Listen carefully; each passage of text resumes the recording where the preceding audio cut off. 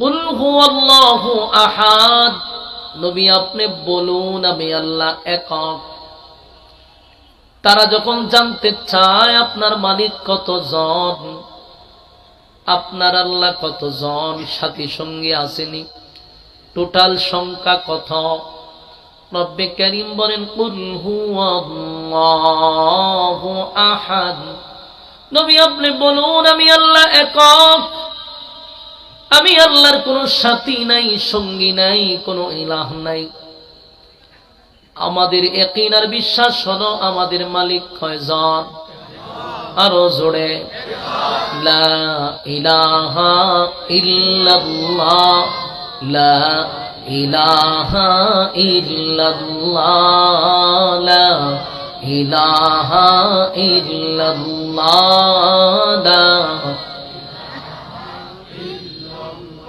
নেই কোন মাবুদ আল্লাহ ছাড়া, নেই কোন মাবুদ আল্লাহ ছাড়া, এক খোদার পর দুই খোদার তিন খোদা মোরা কিছু মানি না, বলো লা ইলাহা ইল্লাল্লাহ, লা ইলাহা ইল্লাল্লাহ, জোড়ে লা ইলাহা ইল্লাল্লাহ, লা ইলাহা।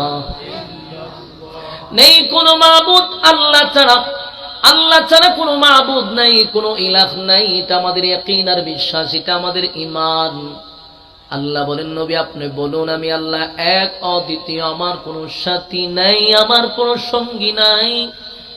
খ্রিস্টানরা মনে করে তাদের খোদা তিনজন রে, আল্লাহ কইল বড়, আর আল্লাহর বউ হইল মরিয়ম, ছেলে হইল ঈসা পয়গম্বর। এই হলো তাদের আকীদা। এই জন্যই তারা জিগায় আমার নবীর বাচ্চা কাচ্চা আসেনি, আমার আল্লাহর সাথী সঙ্গী কয়জন।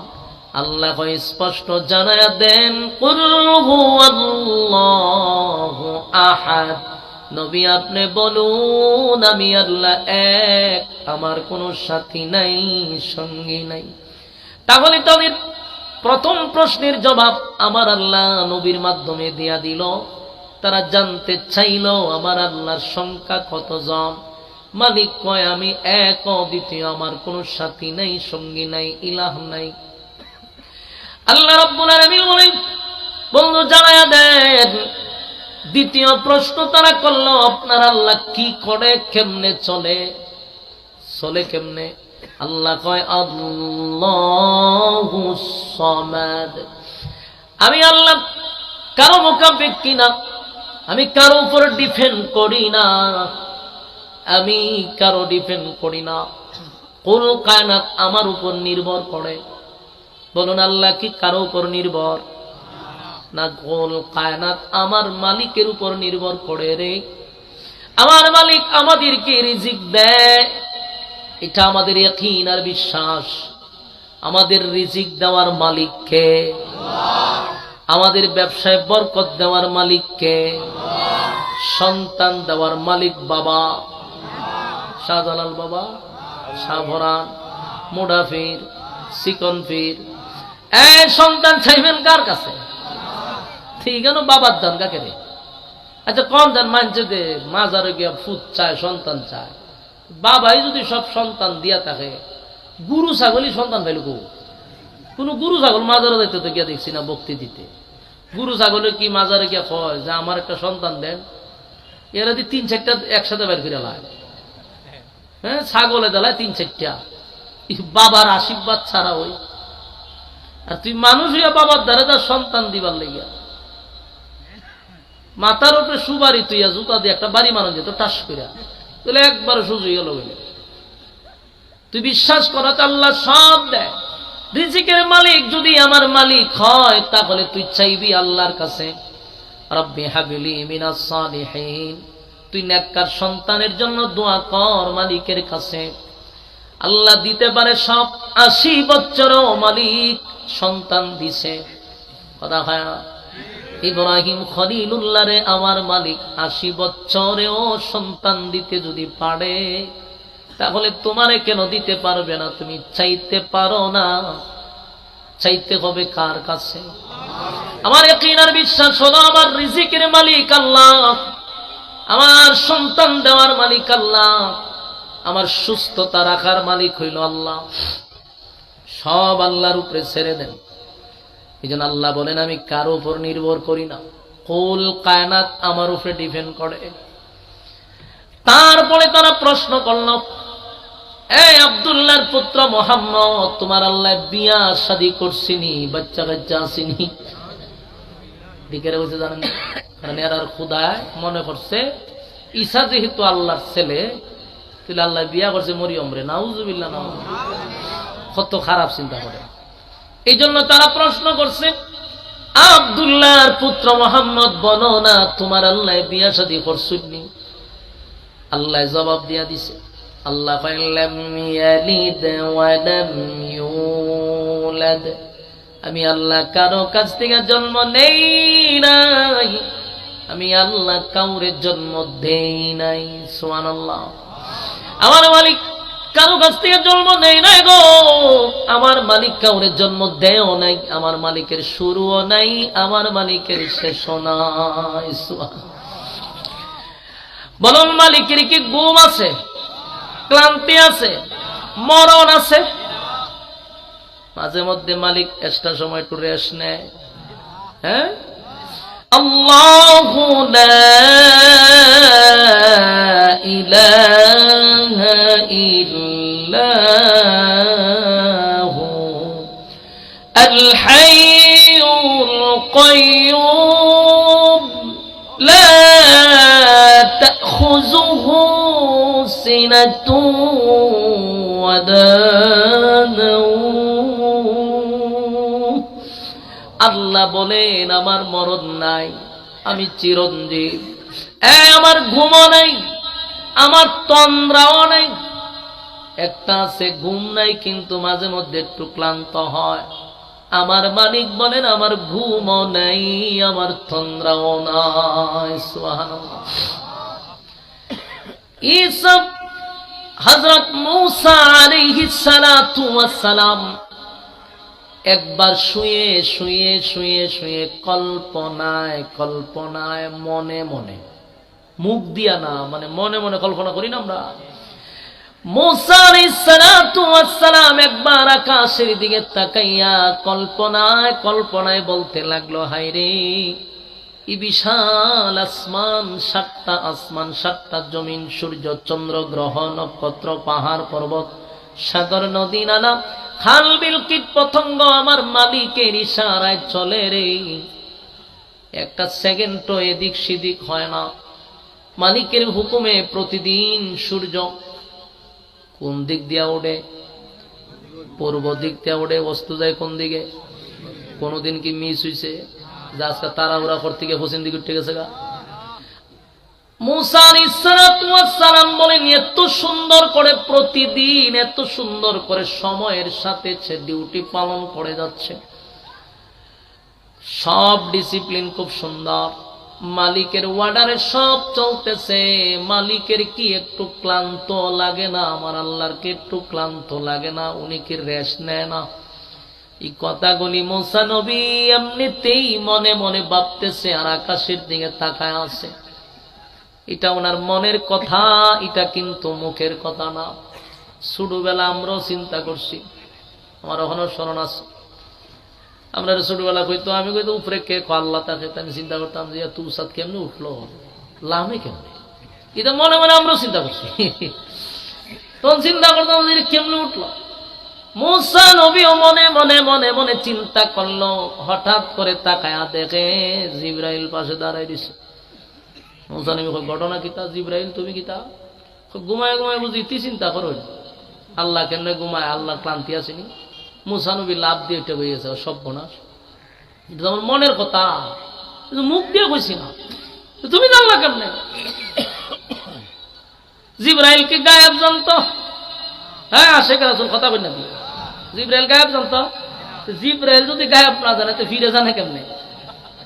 ওই যে আগে একবার একটা কথা বললাম না, মাথার উপরে কিতা রাখন সুবার, এরপরে কিতাতে বাড়ি দেওয়া মাইরা দিবেন। জিবরাইল আল্লাহর একমাত্র পিএস, হ্যাঁ, সমস্ত দায়িত্ব জিবরাইল পালন করতেছে। জিবরাইল গায়েব জানে না, আর জড় এয়ারলাইনটা গায়েব জানে না। জিবরাইল আলাইহিস সালাতু ওয়াস সালাম বলেন, জানার ক্ষমতা আমার নাই, তোমার মনের মধ্যে কি হয় এটা আমি জিবরাইল জানার ক্ষমতা নাই। যিনি জানেন তিনি আমারে জানাইছেন। সুবহানাল্লাহ। জিবরাইল কয়ে মুসা পয়গম্বর ঘুমায়া ঘুমায়া বুঝিতে চিন্তা করে। জিবরাইল সব বনা মনের কথা, মনে মনে ভাইপতি শান্তি নাই। হয়তো কি ঘটনা ঘটলো কি তুমি আইলা রে, আল্লাহ আপনারে পানিশমেন্ট দিবে। মুসা কইরে মনে মনে ভাইব্য শান্তি নাই, পানিশমেন্টটা কি? কয় আপনি যেহেতু মনে মনে ভাবছেন, মনে মনে উত্তর ভাইবেন, এক কাজ করেন, 2টা গ্লাসও পানি ভর্তি করেন। গ্লাসও পানি ভরছে, 2 হাতের তালো তুলে হারিতে খেন, পানি 1 ফুটা ভরতে পারবে না, গ্লাস তো দূরের কথা। আচ্ছা কোন চান 2 গ্লাস যদি আতইবে বলে হারিতে খেন, লড়তে পারবে না আপনি? পানি ভরলে কিন্তু খবর আছে। মুসা নবীতে এমনি রাগ বেশি, মুসা নবীর মেজাজ আছেন গরম। মুসা নবী 2 হাত তুলে হারবে। জিবরাইল পানি পড়তে পারতো না, কইয়া জিবরাইল গেছে গা। কতক্ষণ দাঁড়ায় থাকতে হইব, কতক্ষণ ইতে কিছু কয়ে গেছে না।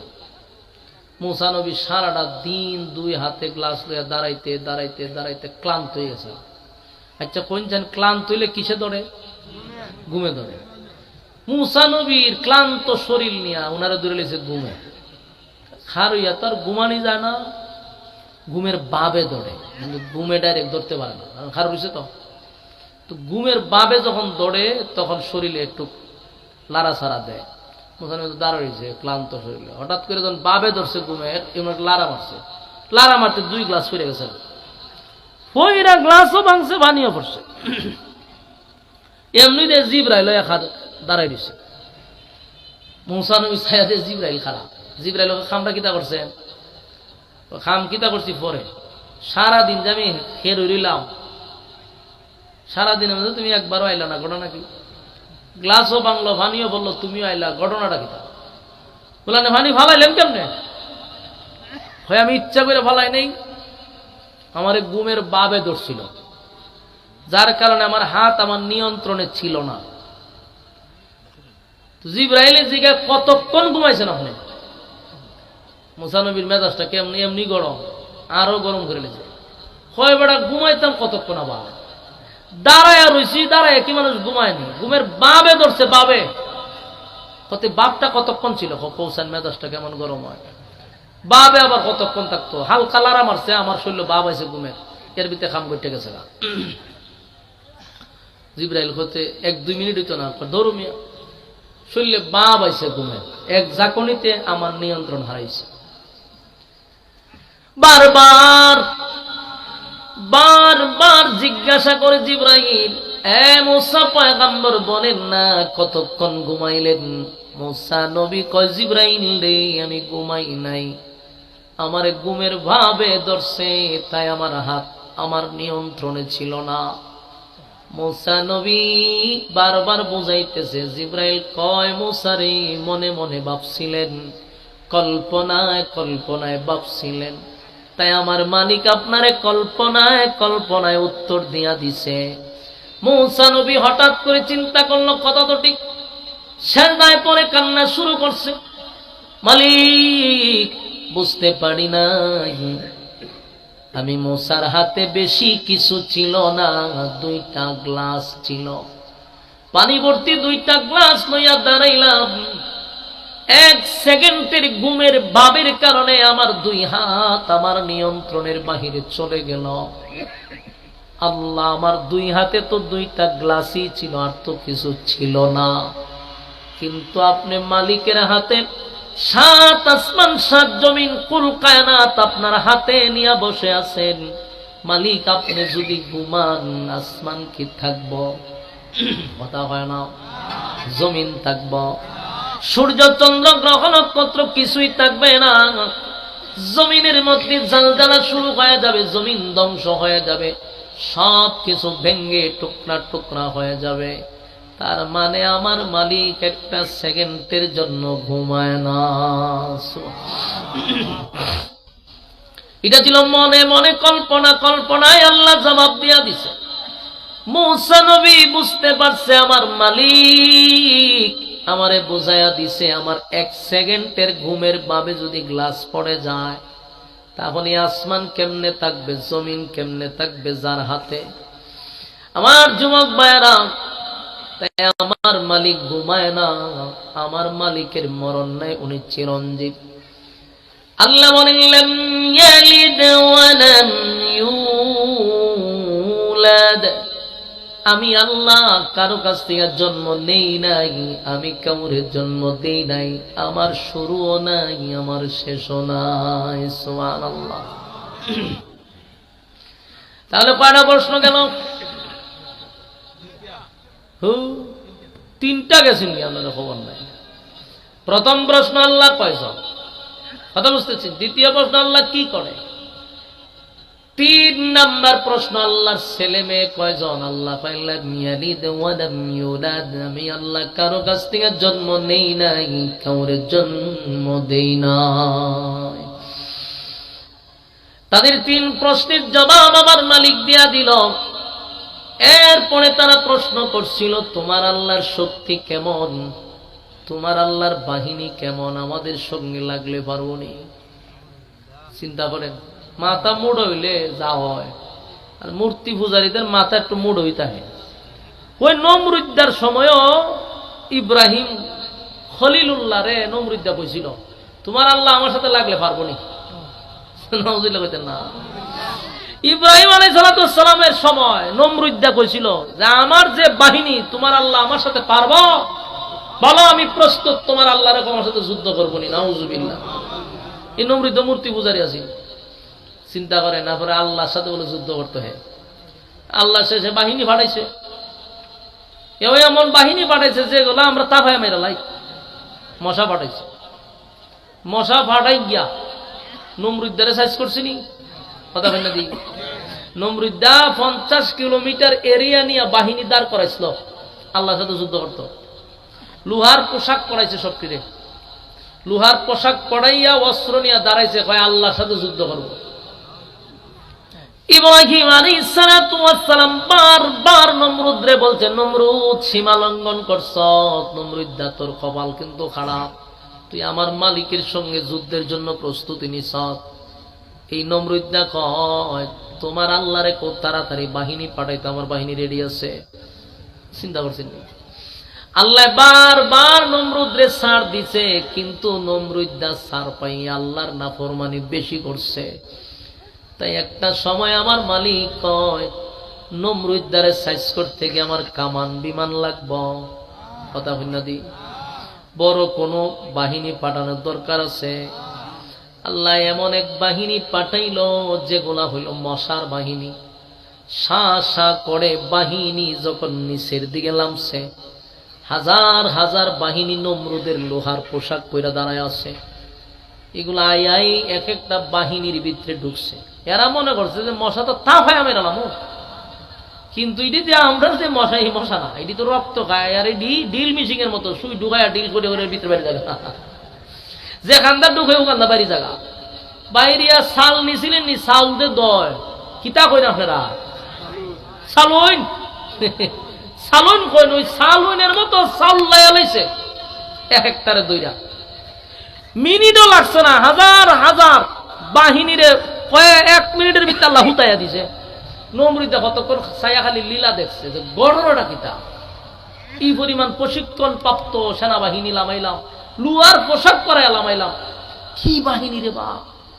মিনিটও লাগলো না, আমার সব বাহিনীরে ফুল্লা লাইছে একবারে, মাটির লগে হুতাই লিছে। কিন্তু নমরুদ্দারে ধরছে না, নমরুদ্দারে যাকে জাকাইয়া মশায় ধরছে না, সব তীরে হুতাইয়া তো রাখছে। নমরুদ্দা দৌড়াইয়া ঘরের ভিতরে ঢুকছে, সব বনাশ করে লেছে। কিন্তু শেষে নমরুদ্দা ঘরে ঢুকছে, সব মশায় নমরুদের ধরছে না, একটা মশার আল্লাহ পাঠাইছে, যা তুই যখন প্রতিবন্ধী কোনো কামের না, তো তোরে দিয়ে আমি বড় খামটা করাই। প্রতিবন্ধী মশা হাওয়াত নাই, 2টা ডানা চালি বাইরে, তার লাগে যা তোর এই খামটা আমি করাবার সুযোগ করে দিই। ওই নাকা থেকে ঢুকে গেছে গা, নমরুদের নাক মুডা আসিন তো ঢুকে গেছে, ঢুকে এমন জায়গা গিয়ে বসে জায়গা মতো বই দিছে। আর প্রতিবন্ধী যারা একটু বিতলা থাকে, বুঝছেন নি, বিতলা থাকে, সেটা তো ভাও নাই, হতকান পরে করে টুকুর মারে। জিব্রাইলে বুঝাইছে তারে যে হুন অর্ডার ছাড়া গোতাগুতি করিস না, যে হানো বৈশ চুপ করে বয়ে থাক, আমি ফোন দিলে কাজ শুরু করবি।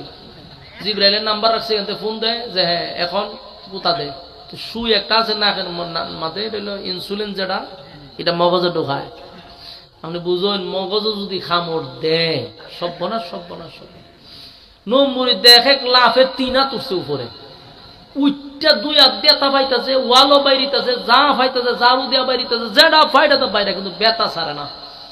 আর এই মশা তো বললাম না বিতলা, হেও সারে না, এদের সুই ঢুকাইছে আর বাইর করে না। ই আমাদের নমৃদ্ধা ফাগলের মতো করতেছে, সারা বিল্ডিং দৌড়ে আর মাথাত বাইরে বাইরিতে বাইরিতে ফাগল হয়ে গেছে। মশা কামড় সারে না, কারণ মশারে কয়ে গেছে জিব্রাইলের ফোন আসা না পর্যন্ত ছাড়তো না, এরা কামড়টা দৌড়ি রাখছে। যেই মাত্র হে কোনো কিছু পায় না, জুতা আছে না একটা সামনে, এই জুতাটা জুড়ে জুড়ে মারছে, মারতে জিব্রাইলে কয়ে এখন ছাইরা দে। শুই উঠাইছে, ব্যথা কমছে। নমরুদে আশ্চর্য গেল, ওয়ালও বাইরিলাম, জারুদা বাইরিলাম, যা পাইলাম তা দিয়া বাইরিলাম, ব্যথা ছাড়লো না। জুতাটা বাড়ি দোনে ব্যথা ছাড়লো কেরে? নিশ্চয়ই জুতার মধ্যে কোনো ওষুধ আছে। আসলে কোনো ওষুধ আসেনি না, বেজ্জতি করতো আল্লাহ। এখন জুতার ভাই চাই আবার সব বনা মারাত্মক মেডিসিন আছে, আমি জানতাম না, এটা লেখার হয়েছে। ওইখান থেকে আবার এরা লাড়া দেয় মশারে, মশায় আবার সুইটা ঢুকায় আর টাচ করে বাড়ি মারে, জুতাটা বাড়ি দিলে সেইটা দেয়। এই এলো মশার চাকরি। মশারে বুঝাই টুজাতে গেছে, এইলো তোমার ডিউটি, জুতাটা বাড়ি দিলে ছেড়ে দিবা। অন এটা খামড় দেয় আর এতে জুতাটা বাড়ি দেয়, ছেড়ে দেয়। আচ্ছা কোনটার কতক্ষণ জুতাটা বাইরে নিয়ে যায়, আর তো ব্যথা করে না, ক্লান্ত হয়ে গেছে, রাইতে দিনের জুতাদের মাথার বাইরে নিয়ে লাগে। এটা আল্লাহ চরম পর্যায়ের বেজ্জতি করার জন্য, না হয় সব বাহিনীরে মেরা লইল, হেরে বাসায় রাখলো রে। এটা বুঝতে হবে, জালেমদেরকে আল্লাহ চরম পর্যায়ের অপমান আর বেজ্জতি না করে তাদেরকে কবরে নেয় না। আমার কথা বুঝতেছে? পৃথিবীতে যত জালেম ছিল সব জালেমরা হঠাৎ মারা যাবে না, চরম পর্যায়ের বেজ্জতি হওয়ার পরে তাদেরকে আল্লাহ দুনিয়ার থেকে নিবে।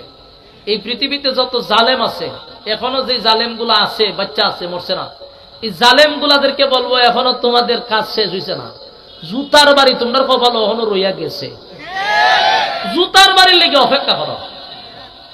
কারণ নমরুদের জুতা ওখানে মাথার উপরে আছে সবাই, যে কোনো সময় নমরুদের জুতা সবাই বাইরে, ওই বুঝার একবার বাইরেছে আল্লাহ। নমরুদের জুতা ওখানে আছে চিড়িয়াখানাত, এইভাবে ঘুরে ঘুরে ঘুরে ঘুরে ইন্ডিয়া হইয়া বাংলাদেশে জুতাটা বাইরে লইতে গা। বাস্তব না বাস্তব? মুদিরও বাইরে জুতা দিয়া, আমরা আম্মা তো অনেক গেছে গা, আম্মার আর মুদির আল্লাহ একসাথে বাইরে। জালেম সবগুলারে চরম পর্যায়ের বেজ্জতি না করে আল্লাহ কবরে নিবে না রে। নমরুদ্দা জুতাটা বাইরে মশা চাইরা দেয়, এইভাবে চলছে তো চলছে, কিন্তু ওখানে আর বাড়িতে পারে না। কত বাড়িতে কাজ করতে পারে না, জুতাটা বাড়ি লাগে। বিজ্ঞপ্তি দিছে, জুতার দা বাড়ি দিলে এত 1000 টাকা বেতন, চাকরি। আচ্ছা কোন চায় শাহরিয়ার কবির যে মুরগি সুরা, এরে যদি কেউ কয় বলে হেরে জুতাটা বাইরে তারলে মাসে 5000 টাকা 10,000 টাকা বেতন, বাংলাদেশের লক্ষ মানুষ চাকরির লেগে হারিত না? আমিও তো কমো যে টাকা লাগতো না, আরো 10,000 টাকা প্রতি মাসে আমি দিব, কিন্তু আমার দায়িত্ব রইবারে জুতাটা বাইরে নি। তিরকম দায়িত্ব নিবার লেগে অনেক মানুষ পাগল। তো নমরুদ্দা তো আর বালা মানুষ আছেন না, হের যুগেও মানছে যে হ এই দায়িত্ব আমি পালন করব।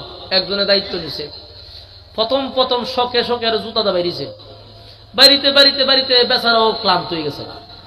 কত বাড়ি তো রেস্ট নাই, খানা খাইতে গেলে বাড়িতে জুতা দা, খানার থেকে উঠতে বাড়ি দেওয়া লাগে। বাথরুমে গেলে টাইনা লয়ে ফেলে বাড়ি দেওয়া যাবে, আবার বাড়ি দিয়ে বাথরুমে যাওয়ার লাগে। এর কাজ কর্ম গুম সব হারাম, খালি জুতা দা বাড়িতে বাড়িতে। শেষে চিন্তা করলো আমি তো চাকরিটা সাইডা দিই, তাও তো আমার গর্দান লয়ে যাবো গা, আর আমি যদি চাকরি করতে তাই তাও আমি মরে যাবো গা। আমার এদিকেও মরণ এদিকেও মরণ, তো মাঝখানে আমি বাচ্চা দেখে দিতাম হেরা লইয়া মরুম, অসুবিধা কি? ওই নিয়ত করে দিয়েছে যারা মেরলাম। একদিন জুতার বদলা মুগুল লইছে, মুগুল মুগুল লিয়ে বইছে। নমরুদ দেখো বাড়ি দে, যেই কইছে বাড়িতে জুতা তো হের শরীরে যত শক্তি আছে, মাছ বরাবর একটা বাড়ি মারছে, নমরুদ্দার মাথা বাগ হয়ে যায়। মশা ছায়া দিয়ে উপরে ছাদ নাই, মশা জিব্রাইলে ফোন দিছে সার উপরে ছাদ নাই, এরকম নোংরা পরিবেশ আমি থাকতে পারবো না। ইরালে তাই মশারও চাকরি শেষ, নমরুদ্দাও শেষ। মারছিনি হ্যাঁ, শেষ নি। জালেমদেরকে আল্লাহ যুগে যুগে সাইজ করছে। والسماء ذات البروج واليوم الموعود وشاهد ومشهود। আল্লাহ ৬০টা কসম কইরা কয় কুতিলা আসহাবুল উখদুদ। এরে জালেমদের প্রতি আল্লাহর অভিশাপ, অভিশাপ, অভিশাপ। জালেমদের প্রতি আল্লাহর অভিশাপ। তাই দুনিয়ায় চলতে গিয়া জুলুম করা যাবে না। জুলুম আল্লাহ পছন্দ করে না। এতে আপনি শুরু নেতা হন, বড় নেতা হন, ফাতি নেতা হন, আর যে মাঝারি নেতা হন, যেখানেই আপনি জুলুম করবেন অপেক্ষায় থাকেন, জুতার বাড়ি আপনার কপালে আছে।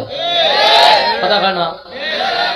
আপনি এলাকার ফাতি নেতা, তো ফাতি নেতায় যে এলাকার যে আপনি জুলুম করতেছেন, মানুষের হক নষ্ট করতেছেন, মানুষের উপরে জুলুম করতেছেন, জান্নারে কেন ফাতি নেতারে তোর জুতাটা না বাইরে নি পর্যন্ত আল্লাহ খবর নিত না।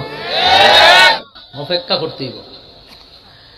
আল্লাহ বলেন নমরুদ আমি শেষ করছি, ফেরাউন্নারে ক্ষমতা দিছি। ফেরাউন আল্লাহ ক্ষমতা দিছিল।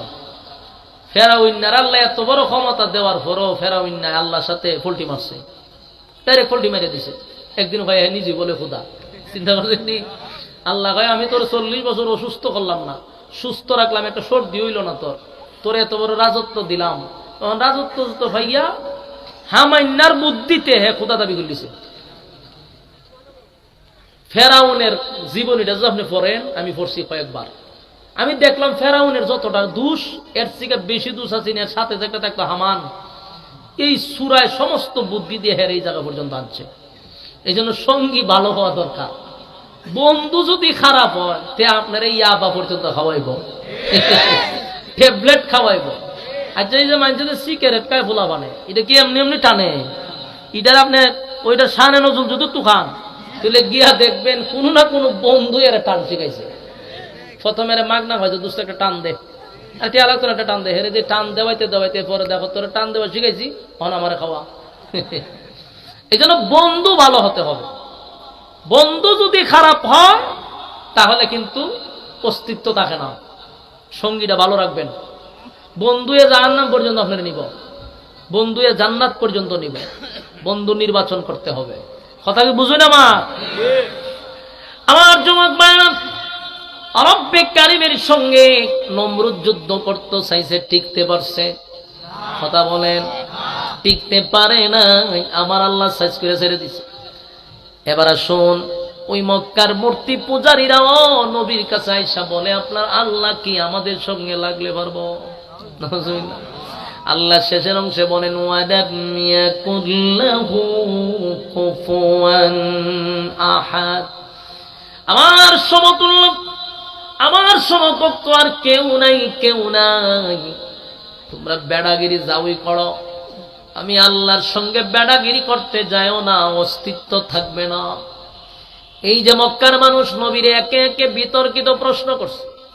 সূরা ইখলাসের ভিতরে আমার মালিক দেখেন সবগুলা প্রশ্নের জবাব দিয়া দিছে।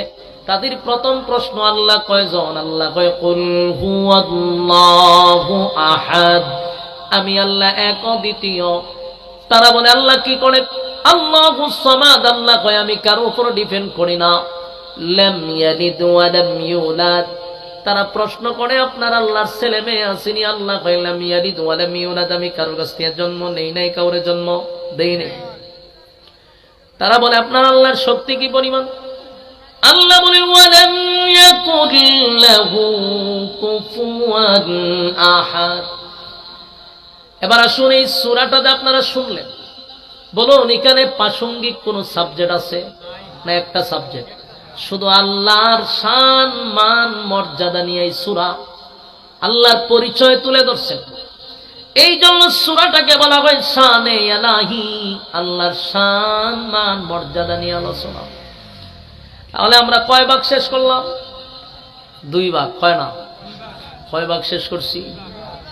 এবার আসুন 3 নাম্বার, এটার সংক্ষিপ্ত ফজিলত আমাদের জানা দরকার।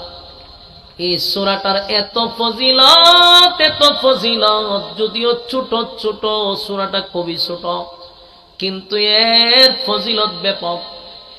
আল্লাহর নবী বলেন এই সূরা যদি কেউ 3 বার পড়ে, তাহলে তার আমল নামায় এক খতমের সওয়াব আল্লাহ লিখে দেয়। কোরআনের এই সূরাটাকে 3 ভাগের 1 ভাগ বলা হয়। এই সূরাটা যদি কেউ 3 বার পড়ে একটা খতমের সওয়াব পাওয়া যায়। আপনারা সুবহানাল্লাহর আওয়াজে বোঝা যায় এটা কোনো ব্যাপার না। সাতটিখানি কথা। এই ফ্যান্ডেলটার ভিতরে 100% মধ্যে আমি 98% গ্যারান্টি দিয়া বলতে পারবো। 2% আতো রাখছি কারণ আলেমরা আছে। আর 98% মানুষ এখন পর্যন্ত সূরা ফাতিহা থেকে নাস পর্যন্ত দেখে অনেকে খতমই দিছে না। আমি কি ভুল কইছি? তাহলে আপনি বলেন 2% আলেমরা তো খতম দেয়, বাকি পাবলিক দেখেও খতম দিছে না এমন অনেক অসংখ্য লোক আছে। আমার প্রশ্ন হইল, কোরআন নাজিল হইল আমার নবীর উপরে, আমরা উম্মতি মুহাম্মদী, এই কোরআন আমাদের মধ্যে নাজিল হয়েছে। হাসরের মাঠে যখন আল্লাহ রাসূলের হাতে উম্মতের আমলনামা দিব, উম্মতের আমলনামা রাসূলের হাতে দিবে। রাসূল যখন দেখব উম্মতের আমলনামা একটা কোরআনের খতমও নাই, এই লজ্জাই শরম রাখবো কোথায়? আমার কথা কি বুঝতেছেন আপনারা? নবী যখন দেখবা, আরে উম্মত তোর আমলনামা যে একটা খতম নাই কোরআনে, কোরআন নাজিল হইছে যে আমার উপরে, তোরা যে আমার উম্মত কোরআনের খতম কও, কোথায় রাখবেন এই লজ্জা? কিয়ামতের কঠিন ময়দানে মালিক তার উম্মতের আমলনামা আমার নবীর হাতে দেওয়া হবে। বন্ধু, আপনার উম্মতের আমলনামা আপনি নিজে দেখবেন। নবী দেখবে আর বলবে, হায় আফসোস, এই কোরআনের জন্য আমি দান বাংলাম, কোরআনের জন্য রক্ত জড়াইলাম, আর আমার উম্মতের একটা কোরআনের খতম দিতে পারল না। আমার যুবক ভাইরা, কিয়ামতের ময়দানে কোরআনের খতম না লইয়া উঠলে বলুন এই লজ্জা কোথায় রাখব? তাই আমাদের একটা সুযোগ আছে, সুযোগটা হলো সূরা ইখলাস। যদি কেউ একবার পড়ে 10 পারার সওয়াব আমলনামায় দেওয়া হয়, 2 বার পড়লে 20 পারার সওয়াব দেওয়া হয়, 3 বার পড়লে একটা খতমের সওয়াব আল্লাহ আমলনামায় ঢুকায়া দেয়। এই সুযোগকে হাতছাড়া করা দেব? কথা কইন না। সূরা ইখলাস এমন একটি সূরা, কেউ যদি এটা 10 বার দৈনিক 10 বার পড়ে, আমার আল্লাহর নবী বলেন 10 বার যদি কেউ পড়ে রে, জান্নাতে তার জন্য একটা বালাখানা তৈরি করা হয়। আর এই সূরাটা যদি কেউ মহব্বত নিয়ে পড়ে, রেগুলার আমল করতে থাকে, প্রতিদিন আমল করে আর মহব্বত করে সূরাটাকে, আল্লাহর নবী বলেন জান্নাত তার জন্য ওয়াজিব। সুবহানাল্লাহ। এই সূরা সাধারণ কোন সূরা না। আমার যুবক ভাইরা, প্রতিদিন যদি আমরা 3 বার পড়ি, আপনারা কি আমার সঙ্গে পড়তে রাজি আছেন? তাহলে পড়ুন, কুল হুয়াল্লাহু আহাদ আল্লাহুস সামাদ লাম ইয়ালিদ ওয়া লাম ইউলাদ ওয়া লাম ইয়াকুল লাহু কুফুয়ান আহাদ। এই মুহূর্তে প্রত্যেকের আমলনামায় আমার মালিক 10 পারার সওয়াব ঢুকায়া দিছে। আর একবার পড়ুন, কুল হুয়াল্লাহু আহাদ আল্লাহুস সামাদ লাম ইয়ালিদ ওয়া লাম ইউলাদ ওয়া লাম ইয়াকুল লাহু কুফুয়ান আহাদ। আরেকবার পড়ুন, কুল হুয়াল্লাহু আহাদ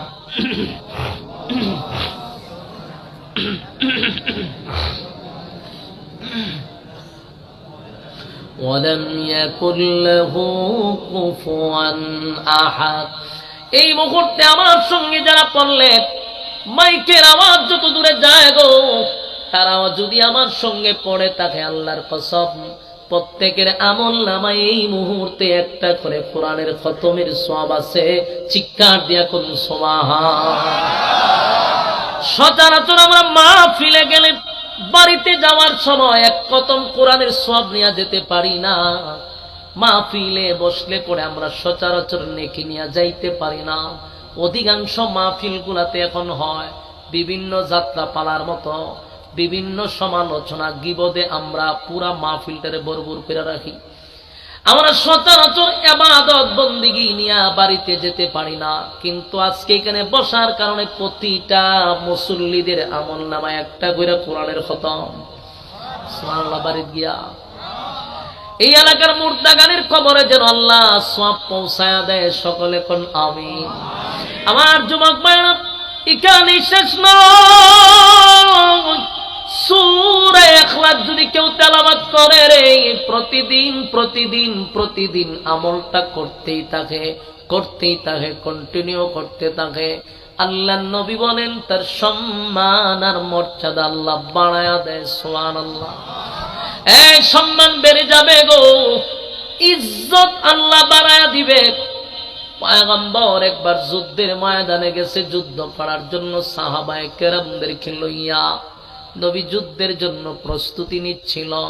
হঠাৎ করে নবী তাকায়া দেখে প্রচন্ড রৌদ্রের মধ্যে অন্ধকার হয়ে গেছে, আকাশটা যেন মেঘাচ্ছন্ন হয়ে গেছে। আল্লাহর নবী আশ্চর্য হইয়া তাকায়া রইল, ঘটনা বুঝলাম না। প্রচন্ড রৌদ্রের মধ্যে মরুভূমিতে কিছু জায়গা, কিছু এরিয়া নিয়ে অন্ধকার হয়ে গেল। এমনি তাকায়া দেখে জিবরাইল আলাইহিস সালাতু ওয়াস সালাম নবীর সামনে দাঁড়ায় আছে। আল্লাহর নবী বলেন, জিবরাইল, প্রচন্ড রৌদ্রের মধ্যে হঠাৎ করে জায়গাটা অন্ধকার হয়ে গেল কেন রে? এমনটা কেন হয়ে গেল? জিবরাইল কয়, হুজুর, অন্ধকার হয় নাই, আকাশটা মেঘাচ্ছন্ন হয় নাই, আমার সঙ্গে এই মুহূর্তে 1,40,000 ফেরেশতা পদার্পণ করছে। আপনার আওয়াজটা ইমানি জজবায় হইল না। আমি কিন্তু শুরু থেকে ফলো করতেছি, আপনার ইমানি জজবা অনেক কম। সুবহানাল্লাহর আওয়াজ বাইর করতে গেলে আপনার গুতায়া বাইর করতে হইছে। যুবক ভাইরা, মরুভূমির মধ্যে নবীর সামনে 1,40,000 ফেরেশতা লইয়া জিবরাইল আলাইহিস সালাতু ওয়াস সালাম নবীর সামনে আগমন করছে। আল্লাহর নবী বলেন, অন্ধকার কেন হইল? জিবরাইল কয়, হুজুর, এই পরিমাণ ফেরেশতা জমিনে নামছে, ফেরেশতাদের কারণে সূর্যের আলো দেখা যায় না। আল্লাহর নবী বলেন, জিবরাইল, মরুভূমির মধ্যে এত ফেরেশতা লইয়া কেন আসলি? জিবরাইল কয়, হুজুর, এই মুহূর্তে একটা জানাজা আপনার পড়াইতে হবে, তাই জানাজার মুসল্লি সুদ্ধা লইয়াই পড়ছি। আল্লাহর পক্ষ থেকে ওয়ার্ডার, জানাজাটা আপনি পড়াবেন। আমার নবী বলেন, এই মরুভূমিতে যুদ্ধের ময়দানে কে মারা গেল? বলে, নবী গো, মারা গেছে আপনার একজন সাহাবী, নাম হইল আপনার একজন সাহাবী মুআবিয়া ইবনে মুআবিয়া, দুনিয়ার থেকে বিদায় হয়ে গেছে। নবী কয়, সে তো মারা গেছে মদিনায়। বলে, হ। তা আমি কই, আমি যুদ্ধের ময়দানে 100 কিলোমিটার যদি দূরত্ব হয়, কেমনে রে আমি এখন গিয়া তার জানাজা করেন সে ময়দানে?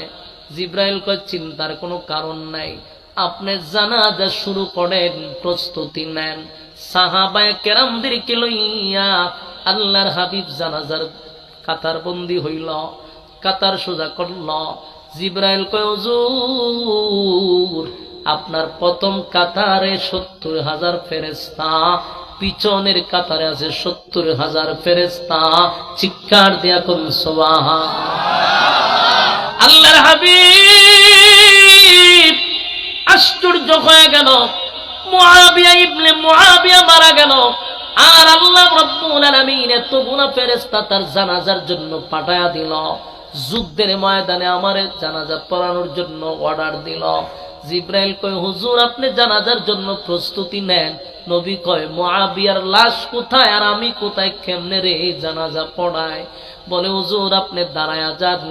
পয়গম্বর যেই মাত্র দাঁড়াইছে, জিবরাইলের ডানা দিয়া লারা দেওয়ার সাথে সাথে নবী তাকায়া দেখে মুআবিয়া ইবনে মুআবিয়ার লাশ নবীর সামনে দেখা যায়।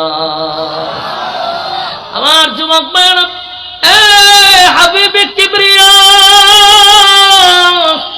জানাজা পড়াইলো 70,000 দুই কাতারে 70 করে ফেরেশতারা দাঁড়াইলো। পয়গম্বর জানাজা পড়াইয়া দিল। জানাজা শেষ, সব চলে যাওয়ার পরে পয়গম্বর যুদ্ধের ময়দানে চলে গেল, যুদ্ধে অংশগ্রহণ করল। যুদ্ধ শেষ, যখন শেষ হয়ে গেল, পয়গম্বর কিছুদিন পরে যখন মদিনার দিকে আবার ফিরল, নবী তার বাড়িতে আগে যায় নাই, মুআবিয়ার বাড়িতে আগে চলে গেছে। গিয়া মুআবিয়া ইবনে মুআবিয়ার আত্মীয় স্বজন যারা ছিল সবার কাছে এই মুআবিয়া ইবনে মুআবিয়ার আমল হিসাবে জিজ্ঞাসা করতে লাগলো, কি এমন আমল করতো রে মুআবিয়া, আমি একটু জানতে চাই। তার এত সম্মান, এত মর্যাদা, আসমানের সব ফেরেশতারা তার চিনে রে, আসমানের ফেরেশতা তার জানাজায় আসে। আমার মুআবিয়া কি আমল করত? মুআবিয়ার আত্মীয় স্বজন বলে, হুজুর উল্লেখযোগ্য কোনো আমল তো দেখি নাই, সচরাচর আমরা যেটা করি সেটাই তো করে। কিন্তু একজন বলেন, না না, আমি লক্ষ্য করছি, হাঁটতে বসতে অবসর পাইলে, যখনই সে অবসর পাইত, যখনই রাস্তা দিয়ে হাঁটত, যখনই কোনো কাজ কাম না থাকত, ঘুমানোর আগে যখনই সুযোগ পাইত, তার মুখ দিয়া বলতো, কুল হুয়াল্লাহু আহাদ আল্লাহুস সামাদ লাম ইয়ালিদ ওয়া লাম ইউলাদ ওয়া লাম ইয়াকুল লাহু কুফুয়ান আহাদ। এই সূরা ইখলাস মুআবিয়া ইবনে মুআবিয়া প্রচন্ড আমল করত, উঠতে বইতে পড়তো। এ যুবক ভাইরা, এই সূরা পড়ার কারণে মুআবিয়ার আসমানের সব ফেরেশতারা চিনে। আমারে জবাব দেন, এই সূরা আসেনি? কোরআনে আছে? আল্লাহ আসেনি? আপনার জবান আসেনি? সূরা মুখস্থ আসেনি? সবই আছে, সবই আছে। এখনো যদি আপনি পড়েন, আপনারেও আল্লাহ সম্মান বাড়ায়া দিবে। এখনো আল্লাহ আছে, এখনো সূরা আছে, এখনো আমার জবান আছে, আমার মুখস্থ আছে। আমি আপনি যদি প্রতিদিন প্রতিদিন পড়তেই থাকি, মালিক ইজ্জত সম্মান বাড়ায়া দিবে, মালিক ইজ্জত সম্মান বাড়ায়া দিবে। আমার যুবক ভাইয়েরা, এই সূরার এত ফজিলত, এত ফজিলত, এত ফজিলত, আমাদের কিন্তু পড়তে 5 মিনিটও লাগে নাই। 3 বার যদি পড়েন প্রতিদিন প্রতিদিন, তাহলে হিসাব করে দেখেন, প্রতিদিন যদি একটা করে খতম হয়, 365 দিনে 365টা খতম। মরার আগ পর্যন্ত যদি পড়তেই থাকি রে, আমার মালিক আমাদের আমলনামায় কত খতম ঢোকায়া দিবে। জোরে কোন সুবহান। এ যুবক ভাইরা, বলুন তো দেখি, সেই আমল করতে আমরা রাজি আছি? কথা হয় না। কারা কারা রাজি? 2টা হাত তুলনা দেখায়া দি। লিল্লাহে তাকবীর, লিল্লাহে তাকবীর। রাজি আসুননি? এটা কি ফাক্কা নিয়ত করছেন? মাশাআল্লাহ। শুনেন, সেদিন সুনামগঞ্জে এক জায়গায় আমি বয়ান করতে গেছি, তো সূরা ইখলাসের আলোচনা করার পরে আমার গতকালকের আগের দিন গেছি আবার সুনামগঞ্জ। আমার কাছে এই জিনিসটা ভালো লাগছে, এই জন্য আপনাদের কাছে শেয়ার করছি। ওখানকার কর্তৃপক্ষ হুজুর এমন এক আমল দিছেন, মুরব্বীরা হন রাস্তাঘাটে ভয় করে, ডেলি 3 বার করে ফরন লাগবে। সবার মুখে মুখে যে আমলটা মোটামুটি গ্রামের অনেকেই করতেছে। হ্যাঁ, মনে মনে কই, আল্লাহ তা আমার জীবন সাকসেস। যে আমার একটা ওয়াজ শুনে যদি একজন আমল করে, তাহলে বক্তার জীবন সাকসেস। এই যে এতগুলা মানুষ বসছেন, বেশি দরকার নাই, যদি একজন আমল করেন তা আলহামদুলিল্লাহ, কর্তৃপক্ষ সার্থক, আমিও সার্থক। ঠিক কিনা? 3 বার, এটা বেশি কষ্টের কাজ না। আমরা রাস্তা দিয়ে যাইতেছি তো 3 বার পড়লাম। এটা অনেক সময় দেখবেন, যেমন আমরা যে প্রচলিত যে আমলগুলা করি, এটি আমাদের আর কেউ স্মরণ করে দিতে হয় না, অটোমেটিক মুখে দেয় পড়ে। যেমন আমরা নামাজ পড়ে সালাম ফিরে আয়াতুল কুরসি আমল এমনও হয়েছে যে সালাম ফিরাইলে এটা অটোমেটিক মুখ দিয়ে বাড়ি যাবে। কথা বুঝতেছেন? এটা আপনার তখন আর কেউ স্মরণ করে দেওয়া লাগবে না। এটা এমন অভ্যাস হয়েছে, সালাম ফিরাইতে দেরি আয়াতুল কুরসি মুখ দিয়ে এমনি বেরিয়ে যাবে। ঠিক সূরা ইখলাসের আমল যখন আপনি করতেই থাকবেন, তখন আপনাকে আর কেউ স্মরণ করায় দিতে হবে না, অটোমেটিক মুখ দিয়ে বেরিয়ে যাবে। তাহলে আপনি যদি অভ্যাসে পরিণত করে নেন, তাহলে দেখেন প্রতিদিন একটা খতম হইলে 365 দিনে 365টা খতম। মরার আগ পর্যন্ত যদি পড়তে থাকেন, কতগুলা কোরআনের খতম নিয়ে আপনি হাসরের মাঠে দাঁড়াবেন। সুবহানাল্লাহ। আল্লাহ আমাদের কিটার উপরে আমল করার, মানার, বুঝার তৌফিক দান করুক, সকলে বলে আমিন। সম্মানিত সুধী, আমি আপনাদেরকে একটা দাওয়াত দেওয়া যাই।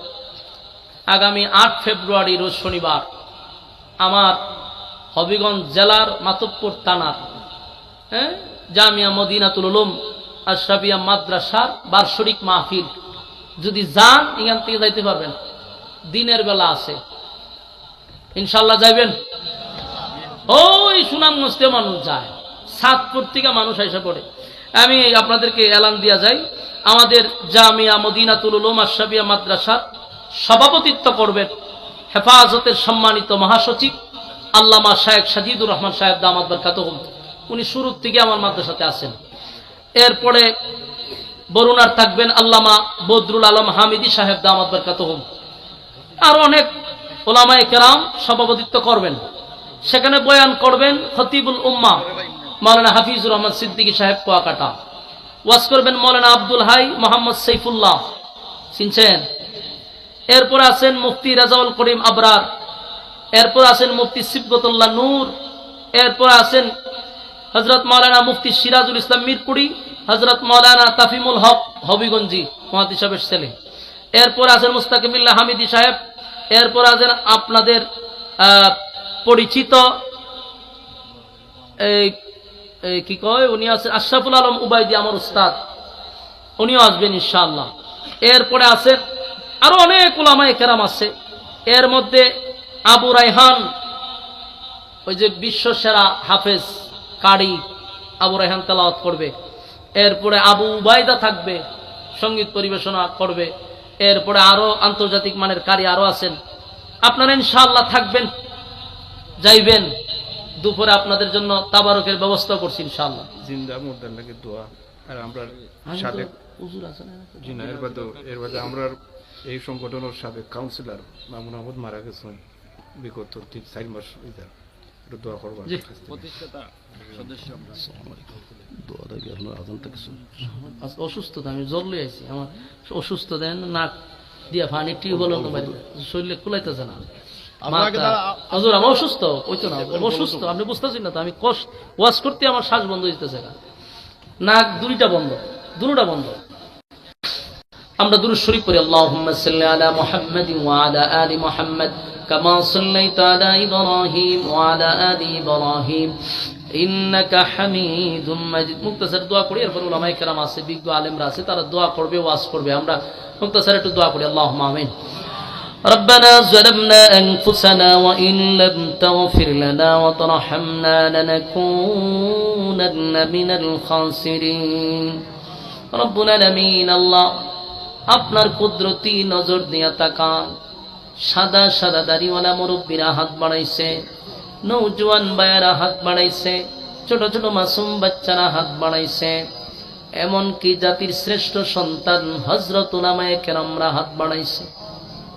আমি গুনাহগার নাগান্দা নাফরমান নালায়েক অযোগ্য আল্লাহ, দোয়া নেওয়ার উদ্দেশ্যে দুইটা হাত বাড়াইছি। মেহেরবানি করে আমাদের জীবনের সগীরা কবিরা গুনাহগুলি মাফ করেন। বাকি জিন্দেগি ইহদিনাস সিরাতাল মুস্তাকিম, সঠিক সরল রাস্তার উপরে চলার তৌফিক দেন। যেমনে চললে আপনি খুশি ওইভাবে চলার তৌফিক দেন। বাকি জিন্দেগি আপনার মহব্বতের বান্দা হিসাবে কবুল করেন। শয়তানের ওয়াসওয়াসা থেকে হেফাজত করেন, মানুষের দুশমনির থেকে হেফাজত করেন। আল্লাহ আমরা যারা হাত বাড়াইলাম এতক্ষণ যা বললাম, যা শুনলাম, বলনেওয়ালা শুননেওয়ালা উভয়কে সহি আমল করার তৌফিক দেন। আল্লাহ এই মাহফিলের যতগুলো সদস্য আছে, এই সংগঠনের প্রত্যেকটা সদস্যকে আপনি দ্বীনের খাদেম বানায়া দেন।